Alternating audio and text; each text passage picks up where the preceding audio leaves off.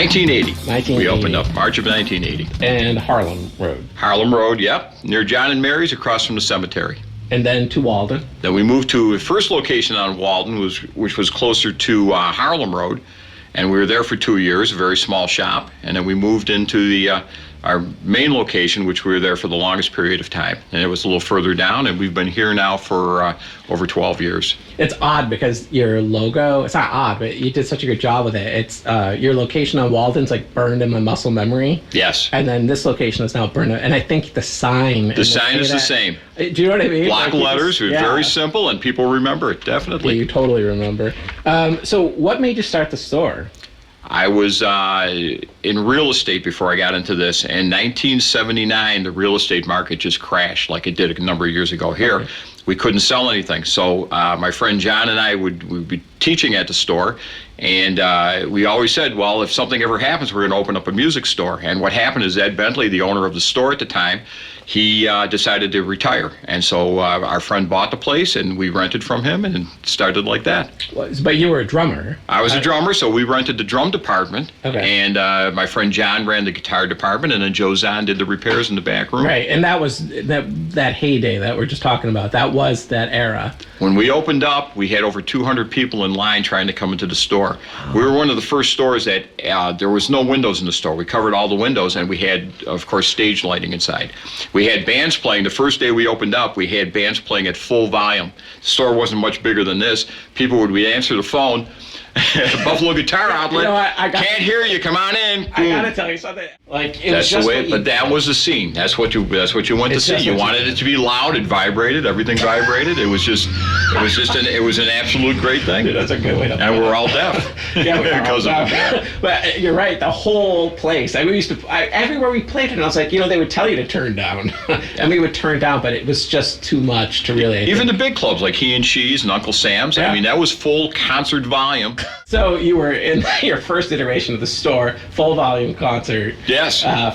First couple days. First couple of days it was like that, and it was just great. And we had everybody in town. At that time, there wasn't the internet, there wasn't Amazon, that kind of thing. So you had to put up posters. We had 97 Rock was sponsoring us at that time, so we had a ton of people in there. It was just great. You know what? Nobody does that anymore. Nobody does that. Love news, little letters, and at that time it was only ma and pa stores. So we were the first kind of rock and roll type store, And that's because you guys were success pretty much like right out of the gate. Like, right out of the gate. I didn't know the store existed, and then everybody knew the store existed. Yes. Because you just opened and we just opened, and there was a need for it. And the bands came in. All the bands came in, so we knew everybody. We knew the guitar player, the singer. Sure. And we had all the microphones, we had the guitars, we had the drums, we had the amps and the basses, and so everybody knew us very quickly. Right. Yeah. But I mean, that sustained you too. Oh yeah. Throughout it still decades. Does. It still does. Like, I mean, you're a great guy. It was a very great store, and you were always great to the customers. A lot of our customers are still bringing their kids in now, and still playing. Yeah, we just saw that. Yeah, actually, definitely. And that's really what it's about. It doesn't matter if my dad used to say, it doesn't matter if you're selling shoes, or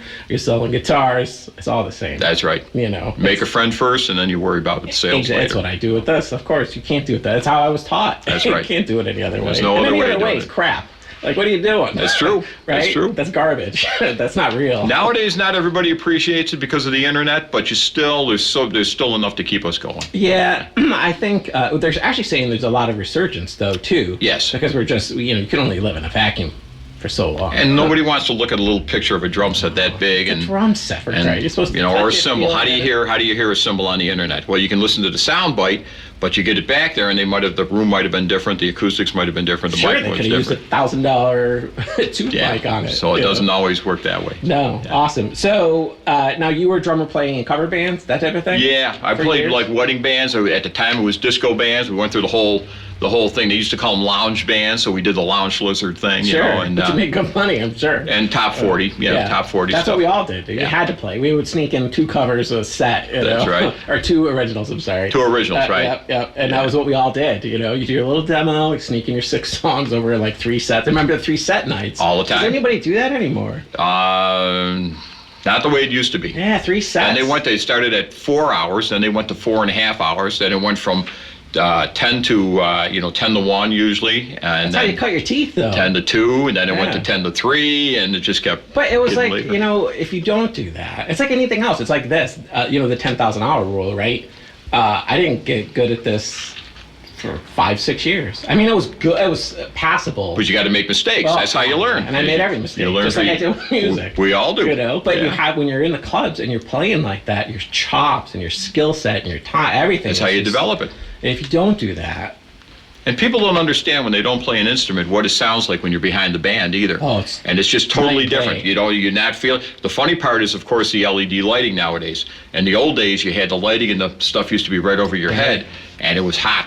And you always were hot. It was sweating on stage, and you like were just being in the always hot. sun. Nowadays, you watch these bands play, and you see the smoke coming out of their Yeah, mouths because it's freezing.